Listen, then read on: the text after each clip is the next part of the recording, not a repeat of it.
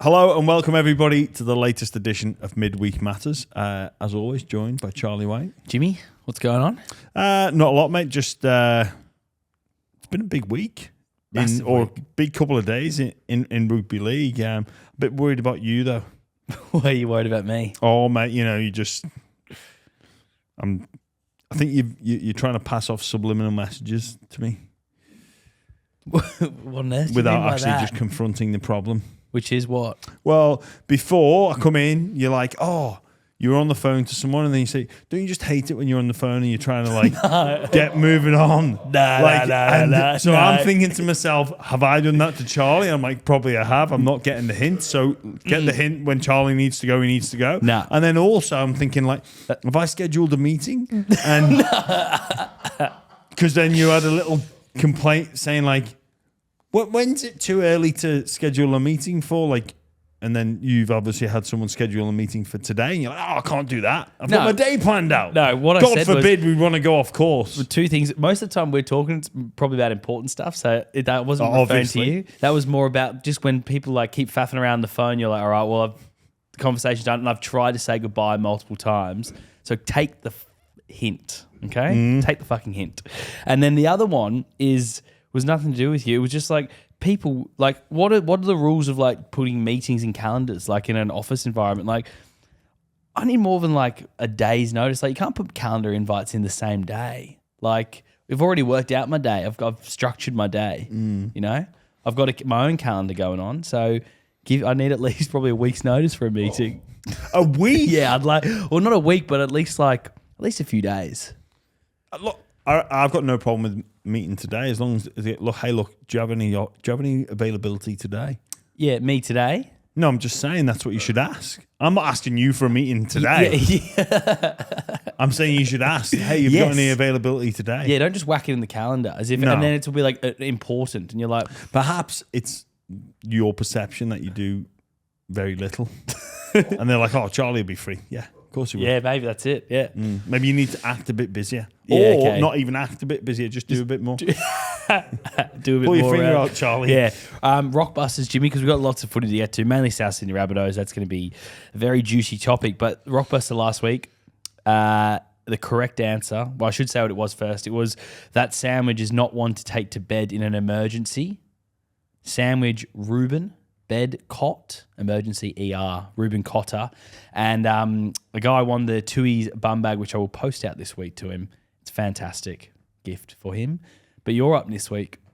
Yes, that's right. So I've got two, one for you, one for our listeners. I'll do this one for you. Okay, so I'm just having. Can I say something? I reckon you intentionally try and say it confusing to me, so I'm just going to ignore the way you say it and just listen to the words. Yeah, well, today. I'm doing it in character. I know. in I know. Carl Pilkington. Yeah, I know. That's what I'm saying. It's confusing. All right, so I've got I'm getting through this book, going through the book, having a little look at what's on the pages and stuff. So you're reading, and then that B product it isn't yours. that what? Sorry, That B product it's not yours. that B product. Okay, okay, B product. So like is there like honey? So honey man. Is there a footy player called Honey Man? No, that's a soccer player, isn't it? But it's not yours. Yeah, so no honey. Read Marnie.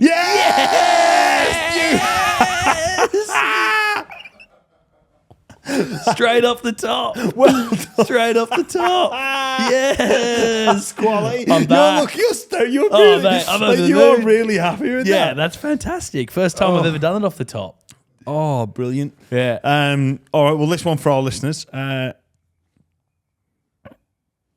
Tyson Fury's word for penis and a hot or cold breakfast. Tyson Fury's word for penis. Tyson Fury's word for penis Yeah. and breakfast you can have hot or cold. I know I've changed it there, haven't I? Yeah, Go with okay. that last one. Yeah. Tyson Fury's word for penis and a breakfast you can have hot or cold. Does Tyson Fury have a specific word for penis? Yes. Does he? Okay, yeah. Interesting. But I'll leave it at that. Yeah. Let's get into it. T-shirt will give away as well for the best thing. Yeah. Yeah. Let's get into it. We'll start, as we always do, Jimmy. How do you feel, Jimmy? Let's find out. Thanks to Tui's. And Jimmy, as we're recording, the press conference is just wrapped up at South Sydney headquarters. Sam Burgess is officially leaving the club immediately from his assistant coach role. The club's framing it as a way for him to focus on his Warrington job that he's got coming up as the head coach there next year. That would seem like a very unlikely reason for an assistant coach to leave 1 week with one game left in the regular season for them. John Morris is staying, but let's start with Sam Burgess. What a bizarre series of events that has happened. Yeah, absolutely. Firstly, as well, I think it's worth acknowledging it's been a very difficult week for those people at South Sydney.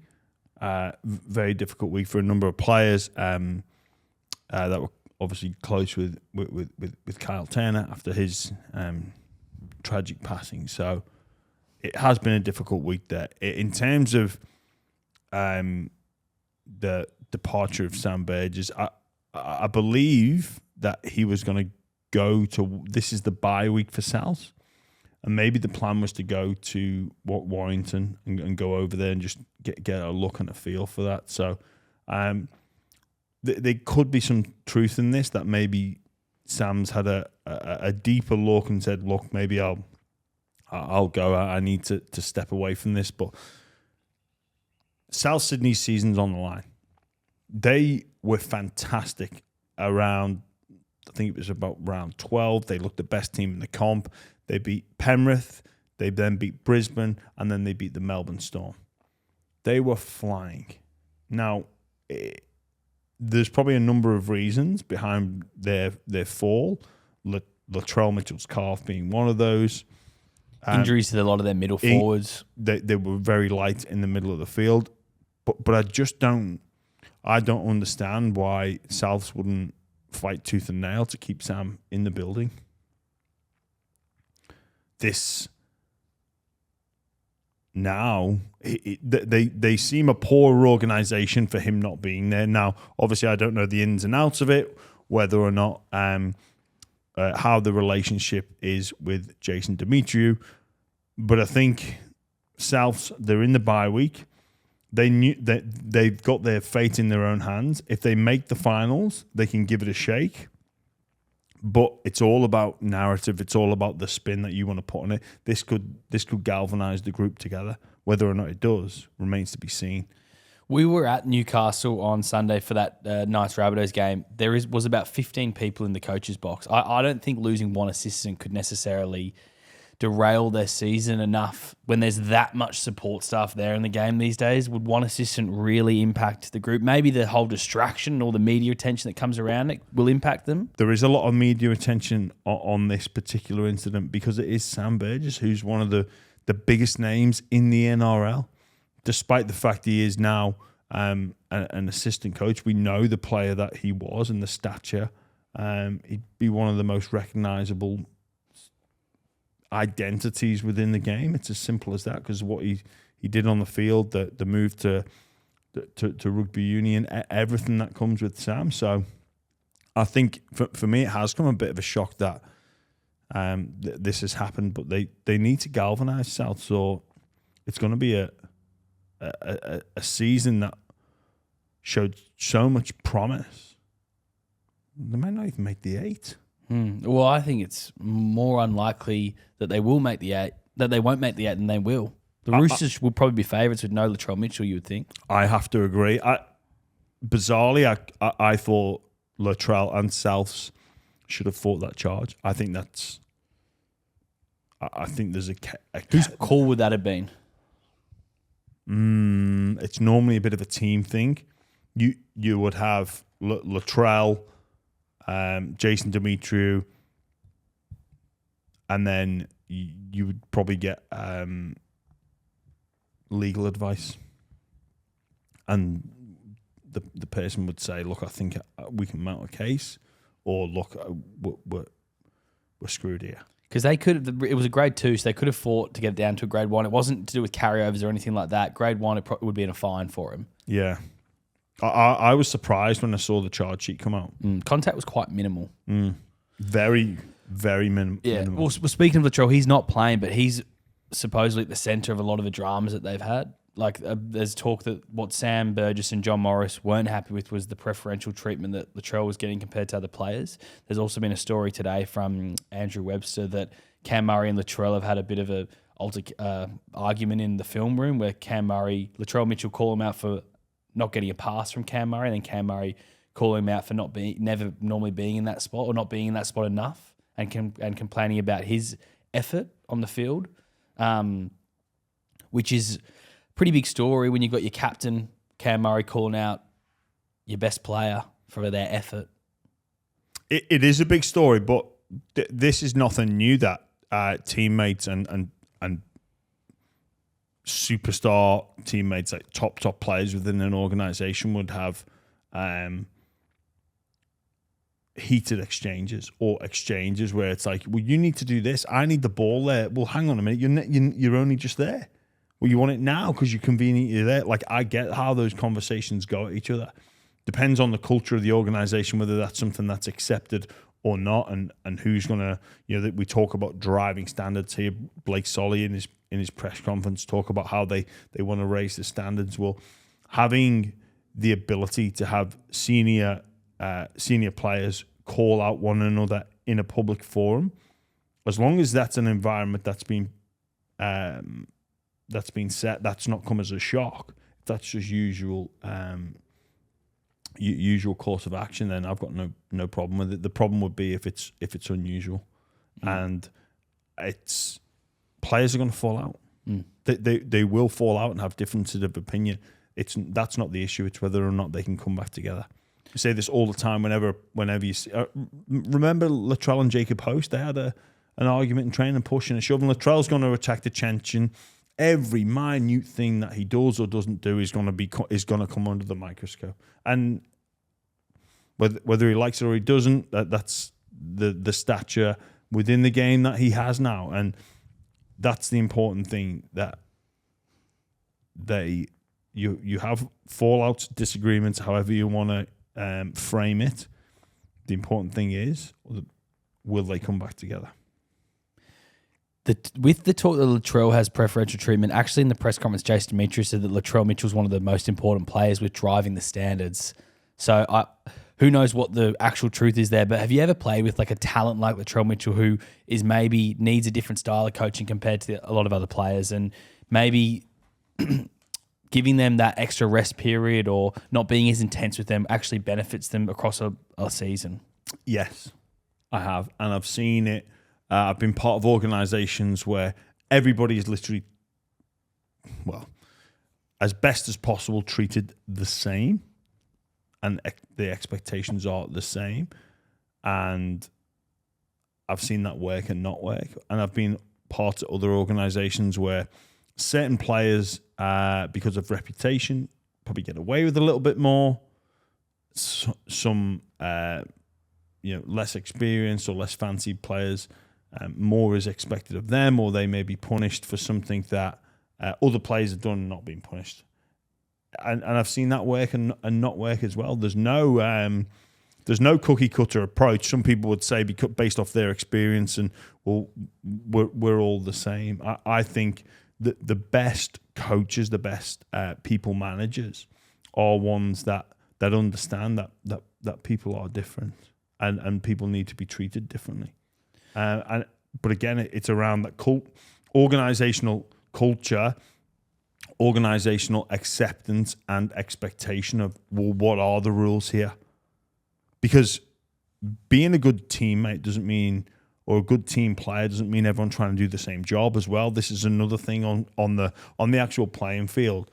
I've been part of teams before where certain players aren't expected to be on the kick chase, or we've even had exceptions for when I played at St. Helens, one of our bigger players. 3-man tackle, usual rule was whoever was legs, they have to go back. So if it's the 3 people in the tackle, the person who's at the legs, they have to go back, apart from this bloke. Why? Because, well, we didn't need him tracking back. So if we were in that tackle and he was there, we'd recognize that, and I'll go and do this shit bit of work for you because I'm more conditioned than you are. You're better carrying at this part of the field, etc., etc. So, not all teams like this move for equality. If you want equality, go to North Korea. It very seldom works. We do get treated differently, of course we do. Yeah. But again, for Souths now, this could, we had Damien Cook. He's coming out this Sunday, recorded before this fallout. So, which is going to be super interesting. But, he spoke about this bye week being the catalyst for positive change. And no doubt, Blake Solly, Jason Demetriou, John Morris, Cam Murray, Latrell Mitchell, Cody Walker, Damien Cook, those players, they're about using this as the narrative to kickstart their season again, go and beat the Roosters, and hey, here we are, Latrell's back, get excited about South Sydney. There's so many elements to this story that just kind of has blown up out of nowhere over the last few days, but one of them that I think is baffling is for the Facebook comment that or the social media comment that Jason Demetriou liked. I can tell you there is absolutely no way that Jason Demetriou intentionally liked a Facebook comment criticizing his players. There is zero chance of that. Anyone who thinks that's possible is absolutely stupid. He had to then apologize to the players, but there is just no way that he would ever do that. Well, of course not. Like, if you think that, you are a cretin. Yeah. Like you if you actually genuinely think he's done that on purpose, you are a cretin. It's very easy to accidentally like comments as well. Happens I do it all the time. I'm like, Jason Demetriou's not naive enough to think like, why would I like this random comment? Yeah. That obviously people will be able to see.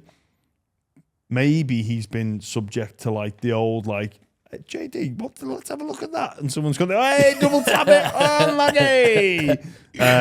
But Jason Demetriou's a very smart guy. Yes. We had him on the show before. Very smart guy. He would not do something like that. It's clearly accidental. Yeah, I really like Jason Demetriou. The fact that should he even be on social media? That's another question for another day. Should a coach be on social media? Yeah, but that's the world we live in. That now. It is Charlie, but and a lot of players, like, they grow up with it and they don't know any different. But perhaps if they actually prioritize their performance, they get rid of it. So if you want all the bullshit likes and you want all the bullshit, I'll get this extra kit deal or these endorsements. Well, is that what you value? Because if you want to perform at your absolute peak, see you later, social media. Now, people will say, oh, well, it's a good. I get it. But what do you prioritize? It's they can make a lot of money out of it, players. Though, well, so you prioritize money over your performance? Well, not necessarily, because maybe they could do both. They can handle both, because it's not social media. Like a lot of those collaboration posts are maybe even handled by people for them. Yeah, well, people for them. It's actually funny because I was reading about this today. You're going to have to excuse me one moment. Where was this? At the World Championships, 100 meters, silver medalist Thibogo says quitting social media was key to his historic result representing Botswana. So that's just an anecdotal story. Is it? You've brought there. Well, that's Well, it is. Mate, it is. Well, it is anecdotal. It is anecdotal, Charlie. But I think Isaac Tango is another player. He's got not on social media. He never has it. He actually has a like an old school Nokia phone. Oh, I like that. Mate, I reckon I'd be better at life if I wasn't on social media as well. But it is a massive part. Like, even if for this show, for example, it's a massive part of the show. It's a huge part of how you bring in new audience. And it's a societal norm. But commercialize the podcast as well. If you're an athlete though, and your dream, and you'll do anything to make it as an NRL player, to play at your best, to win a trophy, perhaps you're anything, or if you're willing to pay any price, one of those prices is to get you rid of social media. Just do it as an experiment. But if you think you need love from everyone, that these random fans, if that's what you think you need, there's negative sides to it as well. See if you get a net gain by just get off it for a year. What have you got to lose? Yeah, I think the horse is bolted on that, though. And I can't see us coming further back from social media. No, I don't think and society will, and they will make a lot of money out of it. Good luck to them, and that's fine. But because for some some athletes, being an athlete, they have a small window of opportunity to maximise their earnings. So that would be a massive part of it. Well, if that's what you prioritise. Anyway, I'm not going to. Yeah, we are. More importantly, Jason Demetrio, I don't. There's talk that maybe he might not come back as South Coast next year. That was ridiculous, in my opinion. Like if they missed the 8, one bad year should not be enough to put a line through one of the best up and coming coaches in the game. Surely, I am with you on that. Yes, 100%. I don't think his position is. He'll have that end of season review, and the season is yet to be determined, but not on the chopping block now. What about next year if they struggle? Could he then be on the chopping block? Of course, yeah. Because that's one of those jobs, South Sydney, where they expect to make preliminary finals every year. They expect to be contending for the title. Well, they were one of the favourites going into the competition next year. Obviously, Jack Whiten's coming next year as well, so be interesting how they fit all those superstar playmaker style people in the organisation and make it all work and all click. All right, let's move on from South Sydney then, Jimmy, because there's other issues bubbling away, and one of those clubs that has had a tough year is the Parramatta Eels. And Brad Arthur yesterday came out speaking about how obviously one of the main reasons why they've fallen down this year is because of the players they've lost, which is completely fair enough. They obviously lost Reid Marnie, Isaiah Papali'i, 2 of their stars, just to name a couple. Nia Corey, who's just killing it over in New Zealand. Kafusi, yeah. So many great players. I'm forgetting some now off the top of my head. But where are Parramatta at? Because they haven't got much coming in next year either. Josh Hodgson, one of their main recruits, is retiring that they had this year. It certainly looks that way, yeah. I think if you look at it, so, okay, let's look at their spine. You've got a 7-6-1, all in the upper echelon of their positions, the 7-6 and the 1 in the competition at the moment. They probably need to find a 9 that's going to play. What type of 9? I'm not too sure what that looks like, but I think that the focus should be on recruiting or development of a solid dummy half. That'll make their spine that'll give them a great spine. They need no help getting from one end of the field to the other with the forwards that they've got. Great team on paper. I just think that there's been a number of issues that have all stacked up for Parramatta this year. A number of distractions. We don't need to go through all of those again. But if Papali'i was to come back, that would be that would be huge. But I don't know if that's where your area of focus should be. I think that the dummy half position, should Josh Hodgson retire, is the most important one. Well, Brendan Hands is 23, who's flashed some potential. Yeah. He's still very young. Is hooker one of those positions that you develop a bit later in your career as well? Yes, it is. Yeah. Tends to be with more experience. There's not really any hookers out there on the market as well. Like, who could you go and get for next year? There's probably no one. No, well, things do move late, and they don't need a superstar there because they've already got 3 of the 4 spine members are genuine guns, aren't they? So they're probably just someone that can knock out 80 minutes reliable service, and they'll be happy with that. Because they lost Ray Stone as well. That was the other player I forgot about. But where does Gutho rank in fullbacks? Is he top? He's probably not the top, but we see what he brings for Parramatta. He's one of the skippers of their team. Like they probably within those 4 walls, like he brings a lot. He's one of those players that we wouldn't want to swap him. Yeah, there's talk about them looking for some X factor. Maybe Gutho moved to the centres, but for me, that's not the issue. I think it's a reliable dummy half that can stay fit and knock out 80, and then you move away some of these other distractions or sideshows or subplots that have been to the demise of Parramatta this season, and they'll be back in the mix. So Mitchell Moses signed until 2028. Dylan Brown signed until 2031. Penasini, they re-signed this year as well. Jermaine Hopgood also. So they've got a lot of their key players together, but if they've got a lot of their key players together and they're not making the top 8 and they've signed no one else for next year, really, where are they going? Okay, well, where are they going? Cut out Matteson not playing first 3 games. That would have been awful for team culture and team morale. They had a harsh draw start to the season in terms of repeatedly playing teams off the back of the bye.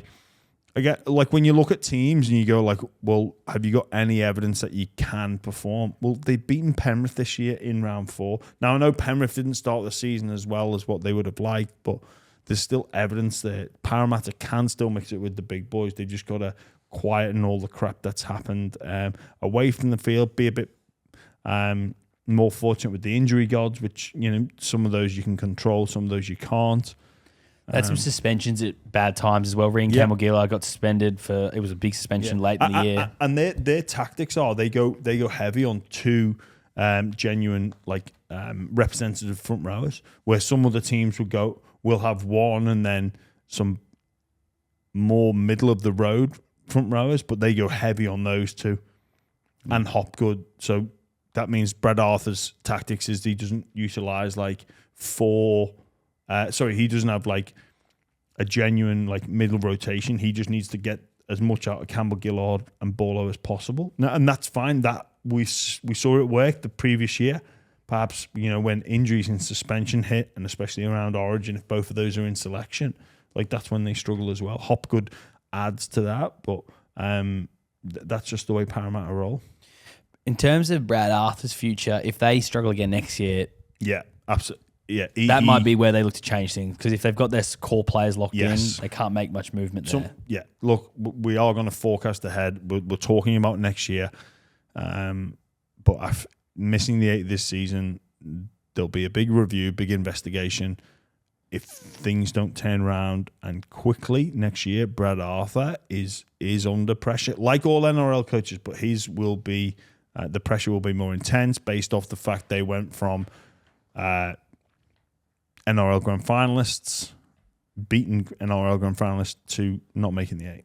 We're going to take a quick break from the podcast to tell you about AG1, the daily foundational nutritional drink with all your needs in the one place. I like to look after my health, and AG1 takes care of that for me. No more tablets, vitamin pills, all the health nutrition I need, all in the one place.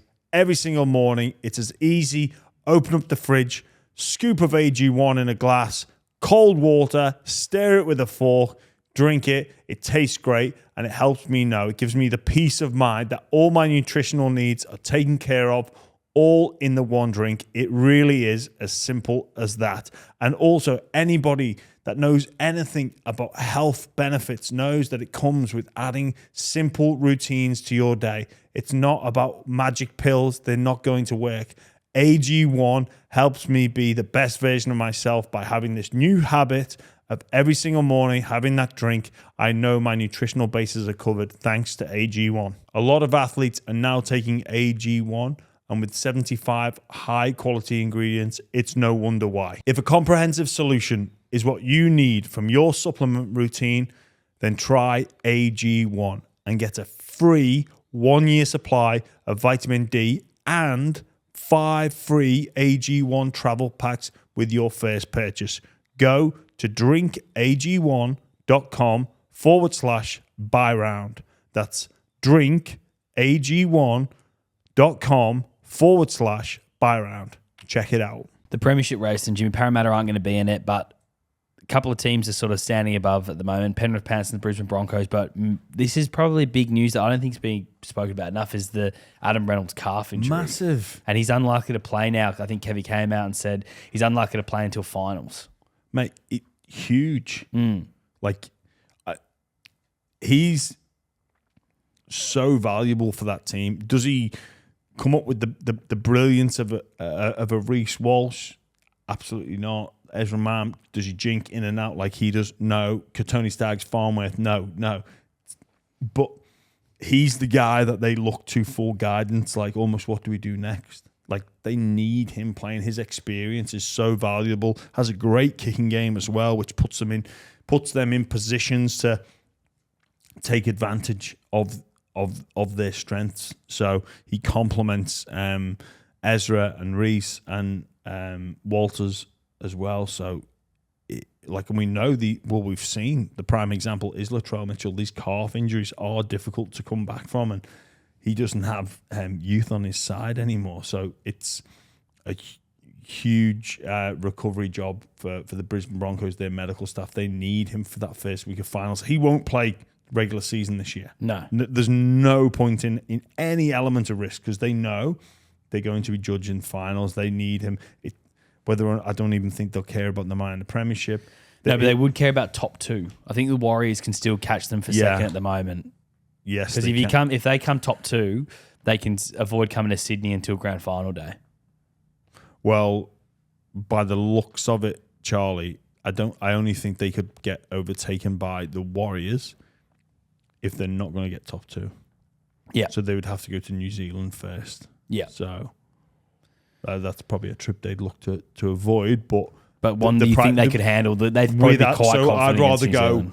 Do you want to finish second and risk Adam Reynolds, or do you want to finish third and guarantee that he's fit going to New Zealand? Boom, tick. Yeah, because calves aren't injuries that you can needle up and stuff. It's like they've got to heal. They do. Just on the title race, the fact that the Cowboys and Bunnies are probably going to slip out could mean that we're not going to have as competitive finals as we were hoping for, because Canberra certainly aren't a team that's going to be able to go on a run and win the comp, you wouldn't think. The Roosters are going to, if they make it the top 8, are going to be pretty battered after the run they've gone on to make the top 8. The Knights, they look really good against the Bunnies, but I don't know whether they could challenge those top 4 teams.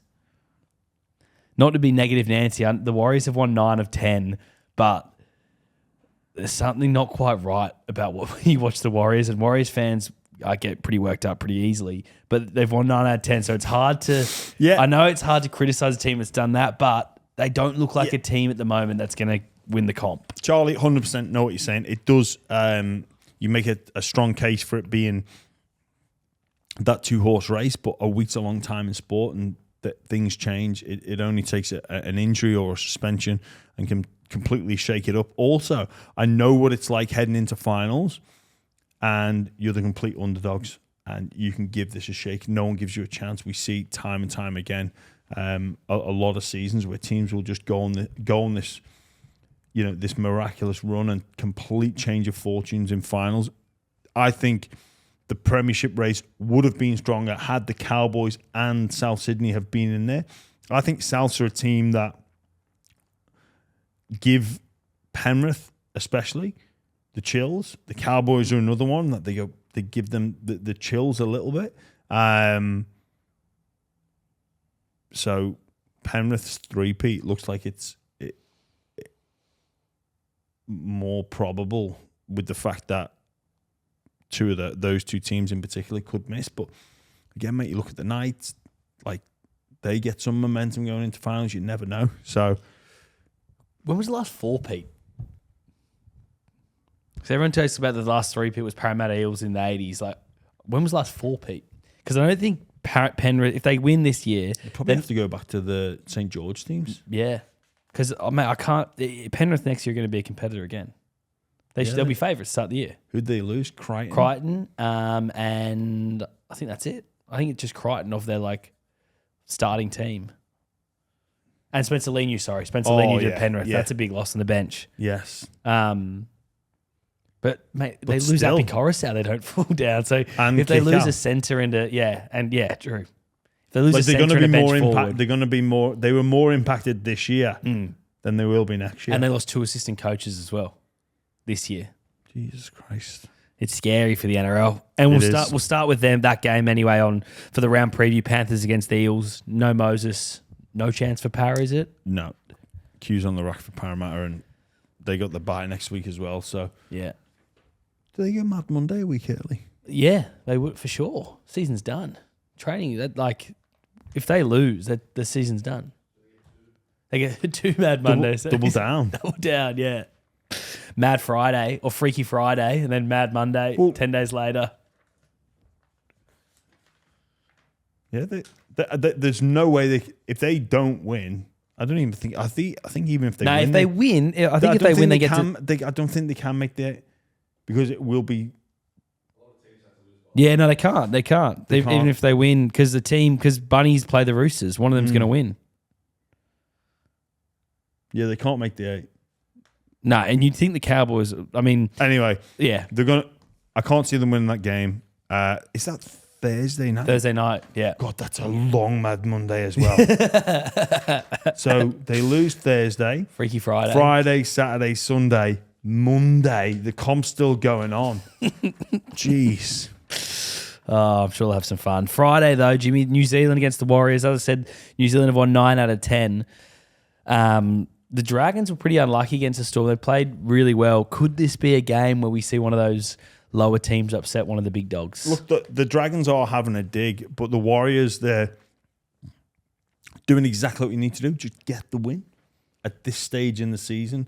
And perhaps that's maybe Andrew Webster knows they're not playing to their full potential. I think most observers would be able to see that as well. But they just get the 2 points in the bag. Happy days. You look back at maybe Brisbane last year and some of the games they lost when they were flying high, and then they went from top 4 to not making the 8. Well, the Warriors were in a danger of that happening. They've not played a team in the 8 for a while now. Round 21 was the last time. Round 21. So these are games you're expected to win, and all of a sudden what comes with that expectation, the nerves. Like they played the Titans a few weeks ago and they limped through that one, but better that than like, oh God, we fell into a hole here, and then maybe not miss the 8 entirely, but slide down the ladder, bottom 4. Yeah, it was a great season, everyone, but we lost our first finals game. And I mean, they win their last 2. Maybe the Storm upset the Broncos in the final round of the season. Maybe they do get that top 2 spot. We shall see. And if they do get a top 2 spot, that'd be huge for them. Oh, massive. 2 home games in Huge. finals. The second Friday game, Dolphins-Cowboys. It's one of the most important games of the round because if the Cowboys lose, their season's done. But can you see them losing, Jimmy? No, Cowboys have got to win and win comfortably as well. It's been a tough year for the Dolphins. They've sort of injuries towards the end of the year really hurt them, and they're limping home, aren't they? Yeah, it has been, but I've still got them as overachieving this season. Okay. Really? Dolphins? Yeah. How many games have they won in the end? Mate, They've won 8 games, 8 and 14. Yeah, They'll but probably if you end at 8 and 16. Is that? But for a new franchise team, and considering the way they started the competition, the hope, Yeah. that was massive. They're not just like sporadically like winning games or picking up a few at the back end when teams are giving up. I think it's a huge tick. I say they overachieved at the start of the year, and then since then it's been pretty disastrous for a while now for them. Well, that's it. I don't think disaster. I think it's been pretty disastrous. When was the last? Man, they're still competing. They lost by a point against the Tigers. Yeah, they against weren't the Tigers fancy though. Against the Tigers, sorry. Yeah. Like, and they've had a couple of close games as well. Like, they've not really had the clean. Oh, they pushed the Knights in Perth. Yeah, they've not really had the cleaners put through them. That's what I'm saying, Charlie. Like the expectation for a lot of games this year was like, how many can we score? Yeah. Okay. So 8's a pass mark. Who they got coming next year? Massively, and like the level of performance. Fair enough. I think they're a chance against the Cowboys. Cowboys can't. Mind you, Cowboys were shot last time they played.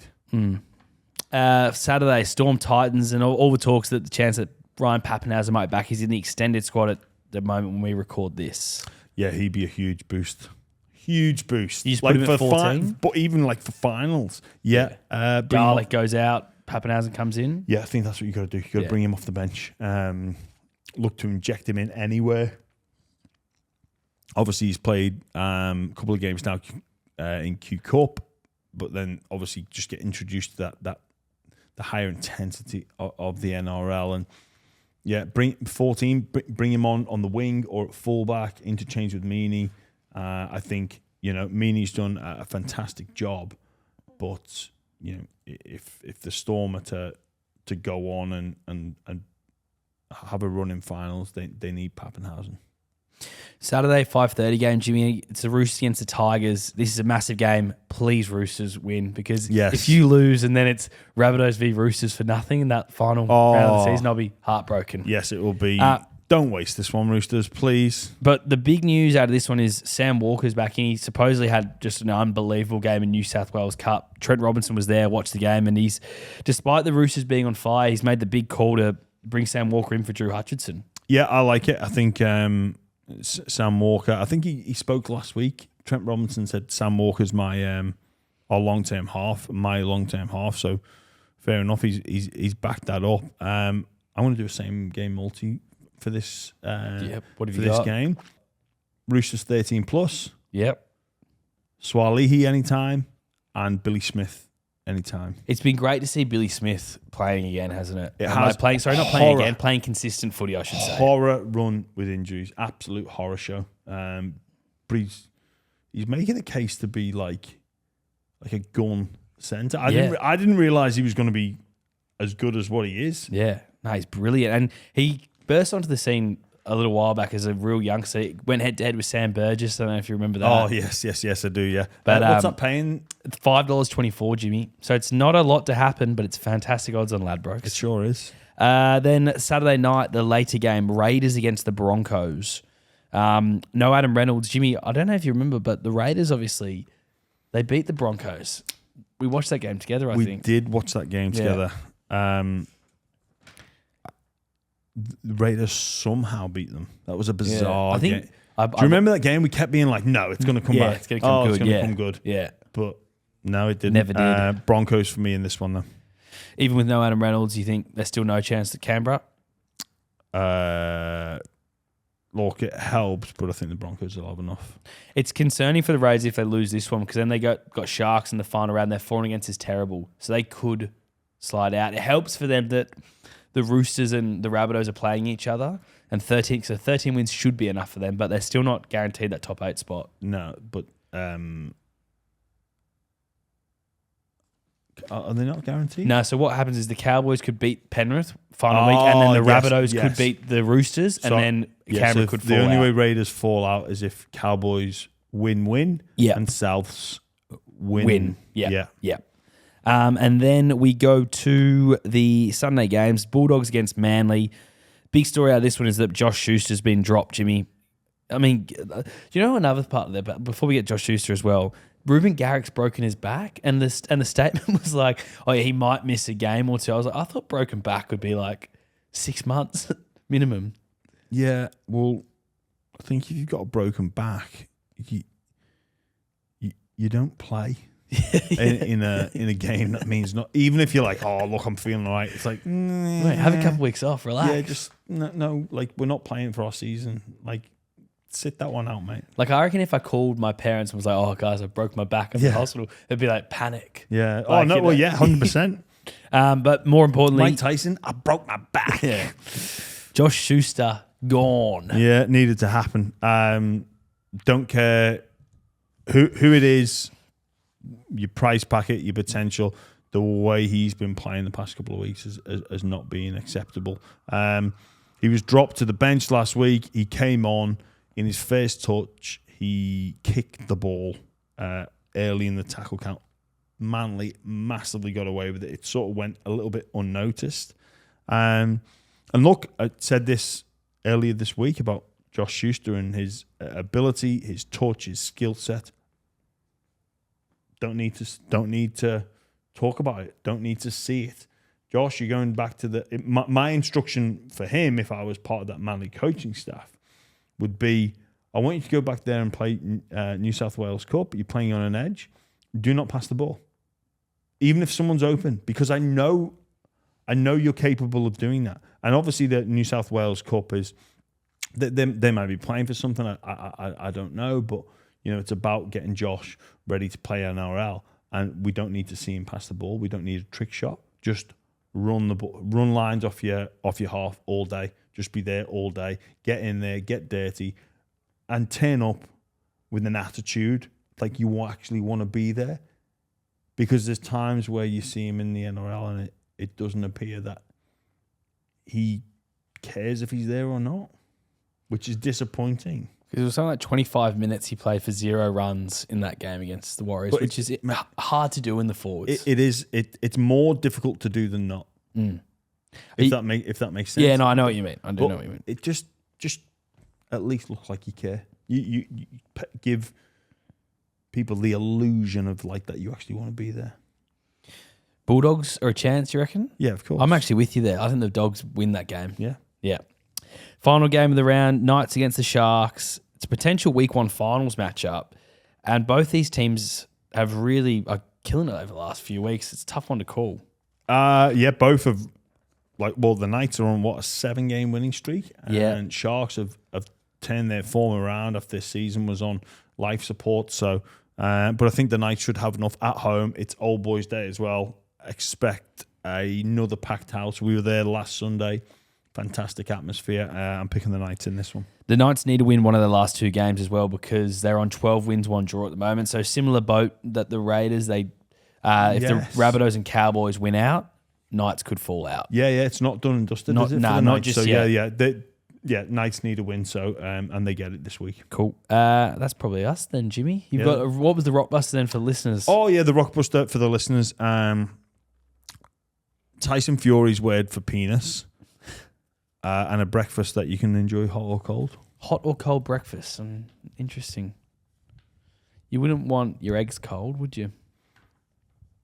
No, you wouldn't. But anyway, let's leave that for the listeners. We can have this discussion off the air. Thanks for listening to Midweek.